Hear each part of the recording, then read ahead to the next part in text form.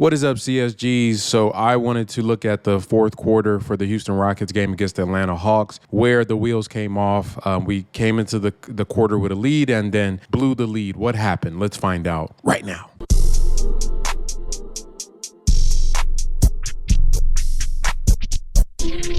The Rockets Chop Shop is your one-stop shop for all your basketball needs, for highlights, analysis, podcasts. We do it all here at the Rockets Chop Shop. Make sure you hit the like button on the videos that you watch if you enjoy them. Hit the subscribe button to get notifications from all the great drops that we have on the channel. Also, you can visit the Chop Shop merch store and get you some of the swaggiest gear in the Houston Rockets kingdom. And if you want, you can always support the channel directly through donations. And if you want, you can support us through our partnerships with our sponsors. The Rockets Chop Shop is made by fans, for fans, and we're going to keep rocking and keep dropping that heat.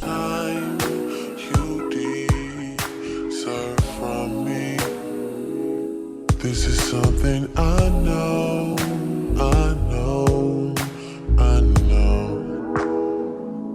Okay, 198. You get the Hawks here after a missed Sengun shot. The Rockets are usually one of the best transition teams, but here just failed to match up. Amen Thompson is a bit confused, understandably so. He's just coming back off an injury, but this is on Amen. You got to match up in transition. Okay, so next possession, we get a missed shot. Bogey pushing in transition gives the ball to Trae Young. And you're going to see Onyeka come and give a little drag screen here to go right into a pick and roll. Now, Coach Udoka made a statement about how the Hawks were slipping out of the pick and rolls. You sat Alpi the last 5 minutes of the first half and then played him the third quarter, sat him again in the fourth. What were you seeing from him defensively tonight? The mistakes I talked about. Like I said, whether it's big or small, we want our bigs to be up and stay beneath the rollers, and obviously Okongwu got out a few times. Capella, the same thing, and like I said, when they're not setting screens and slipping, you have to be able to adjust and defend those actions, and so that's what I saw. Not the best pick and roll defense. And what this allows, when you slip screens like this, especially when teams have been trapping your ball handler, and this is what the Rockets were trying to trap Trae or hard hedge with Sengun. So Quinn Snyder countered with this. Usually when Onyeka is setting a screen, he's going to get the full count there to block off Holiday, allow Trae to come around. While he's doing that, Sengun is going to be kind of backpedaling to give Holiday enough space to fight around the screen. But the Hawks made a very, very smart, very wise counter to that by slipping it, and this is what Coach Udoka was alluding to about slipping the screens. Now, this is not, it's not like, it's a groundbreaking thing for teams to do, because, a lot of teams do that, especially once again, if you've been on this channel, you've heard me talk about the Golden State Warriors and how they slipped and would kill us instead of with lobs, but with shooting, because it confuses the defender. So watch, when Onyeka slips this, Alp is dead to rights right now, right? Alp is dead to rights. Now, my problem with Alperen on these plays, the first, what they say, you fool me once, shame on you, fool me twice, shame on me. Like, okay, they're slipping the screens, right? So in this play, you see a slip screen comes, but what I don't like is this cool little backpedal by Alp. Like, if you know that you've been beat, you need to haul ass and get over them. That's just laziness on his part. That's just laziness. Onyeka Okongwu is not a physical presence that, people are saying, it's some physical limitation. We saw this man guard Mark Williams and shut him out in the pick and roll with LaMelo Ball, who's another gifted pick and roll ball handler. This is laziness. This is him not adjusting to the defense in real time. And he knows he messed up there. Okay, so that's the play. So Rockets down 3 after a turnover by Jae'Sean Tate. A lot of Tate in this game that I really didn't appreciate. Effects of not having Tari Eason. So Trae Young here, once again, they're going to go to reliable pick and roll. So you get Okongwu here. He's going to set a good screen. This is a typical pick and roll. Now see how Alperen guards a standard pick and roll here. In the drop, he's able to keep both the ball handler and the screener in front of him. And this is what his regular assignment usually is when they're not slipping those screens. So Okongwu was able to get a full count. Alp drops and is able to stop the ball handler, allowing Holiday to get back into position. That's perfect pick and roll defense right there. Jabari's there on the help, and then they just kind of scramble and force almost a turnover, right? That's how you want to play it. That's how you want to play it. So once again, there's nothing. Okongwu should not be the guy that is like killing him. He was just beating him to spots, and Alp was just dragging. You just got to be better. I want you guys to check this out, bro. Quinn Snyder looks like a DC comic villain. I want you guys to check this out. This is what I call offensive savantry by the Atlanta Hawks and their coaching staff. Honestly, Ime's been outcoached a couple of games in a row, especially these teams, the alignments they use. This is a beautiful play. Let's watch it. Let me show y'all something. First thing, entry pass, dribble handoff with Okongwu and Trae Young. Okay, but all of this is to set up a screen here for Bogdanovic to come off and get the ball off that screen, and now he goes into a pick and roll scenario with Okongwu and Sengun in the drop. This play, there is nothing you can do about it because what you set up here, look at Tate's position, trailing that far behind.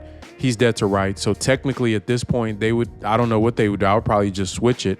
But there's no guarding this because Okongwu is in an empty corner. And the empty corner is the most dangerous position to be in as a defense in the NBA. At this point, there's it's a done play, right?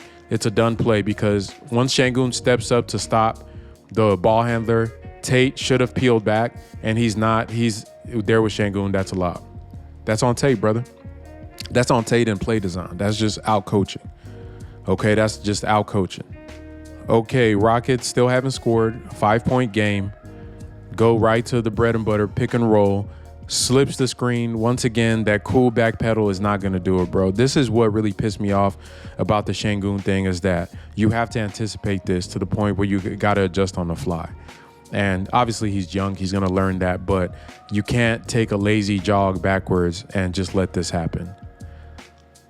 And honestly, if we look at it again, this is where I was confused myself. Because if the Rockets are seeing this, they know they're slipping the screens. They want to be able to help the guards out at the level of the screen with bringing your big man up. Jalen Green, even though this is a broken play, Jalen Green should be tagging the roller. Jalen Green's job is to come down and stop the roll and force Trae Young to make that pass out to Bogdanovic in the corner, and then he needs to haul ass and get over there and contest that shot. But this right here, when they're stuck in this with the big man behind the defense and nobody's there to tag him, that's terrible defense. That's terrible team defense, terrible individual defense. And Alp's frustration is like, there's no one that can help me. So if I was a coach, I would have called the timeout here and made that adjustment to my guys and say, hey, you got to pick something. I think Ime did. I'm not sure what they talked about in the huddle, but you gotta call the timeout and say, hey, here's how we're going to guard this. They're slipping the screens. We're going to either trap and let the tag man do his job, or we're abandoning and letting Trae Young come off and shoot. You got to pick your poison, but that's really what it comes down to. That's nothing about any type of limitations because Okenya is actually shorter than Sengun. I think he's like 6'8", 6'9". Dylan Brooks in the game now. The Rockets have scored, so it's a 4-point game.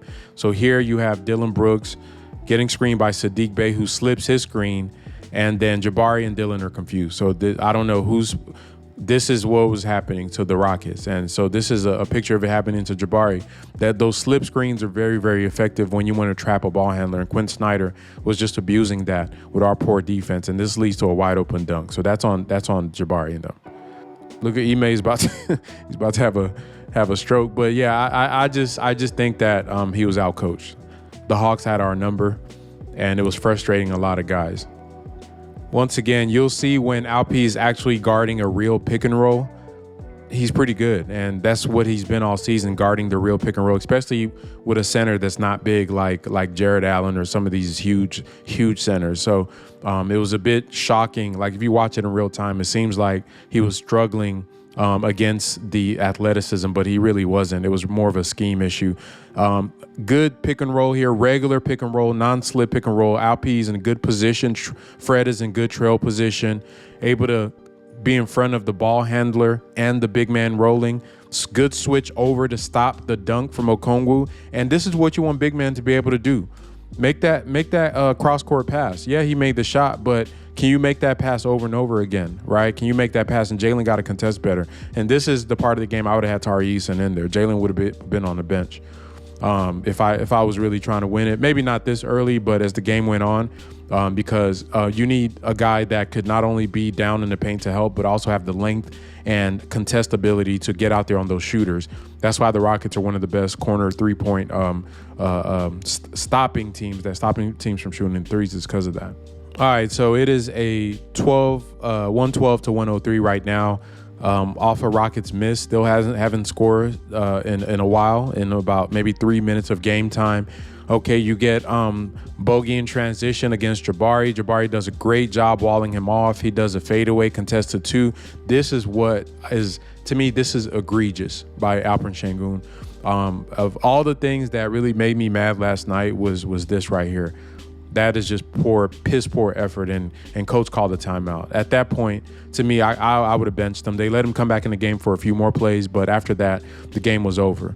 And that not giving up an offensive rebound to a smaller player in a close game that you're trying to win, that's just laziness at that point.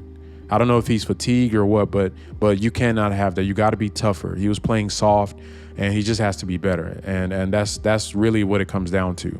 Yeah, so for this game, I think rewatching the fourth quarter, it really made me happier, actually. The fact that is y'all just seeing a lot of the issues they were having were schematic and guys just being out of position. There was nothing physically dominant that the Hawks were doing. There was nothing physical about what they were doing. Guys were just not in position. The help defense was trash. Alperen Sengun was playing like he had no brain cells in that game, and he just has to be better. He has to be better. I don't think this is some dissertation about his offensive or defensive limitations. I think that he just needs to play better, and you think that coach and him are going to sit down and watch the film and make the adjustments. And because he has to adjust really, really fast, because on Friday, the Rockets are going to be facing another pick and roll heavy team in the Dallas Mavericks with another savant at the ball handler position, who gives different challenges than Trae Young does. So I'm curious to see how he responds to that. I'm hoping that we get Tari Eason back for defensive purposes. I think Jalen should have been guarding Trae Young. I didn't think it was smart to put him in the corners as a help defender. I know they trust Dillon's and as a point of attack defender, but in a team that runs pick and rolls, the point of attack is rarely the issue when the guard you're going against is small. It's going to be all the other stuff they do. Now, if it was Luka, yeah, put DB on him, but I would have had Jalen guarding Trae Young and then have Dillon and some of the other bigger defenders playing those corners in order to tag the roll man and be able to run out and contest. But that's just me. I honestly think that our coaches did not prepare our players enough for this game, and that was a huge part. But the players have to execute better. Everybody has to execute better. You guys were able to see a lot of the mistakes were team mistakes. Jabari not switching, Alp getting cooked, Chait not trailing well, Amen giving up a shot. So it's multifaceted, but Alperen Sengun as the center, you have to be better, bro. You have to be better. On the live stream, I had said about how when you're in that position where you do have to guard a aggressive roll man that's slipping screens, you got to be able to read it faster and then use your butt as leverage to get under them so they don't have a free lob. But that requires a lot of other stuff going on with the team. They just need to practice this more. I'm still encouraged by what I saw, the fight last night, and shout out to Fred VanVleet for having a great game. If you missed the post-game live that I did yesterday, make sure you check that out. Keep rocking with the Chop Shop. We're going to keep dropping that fire.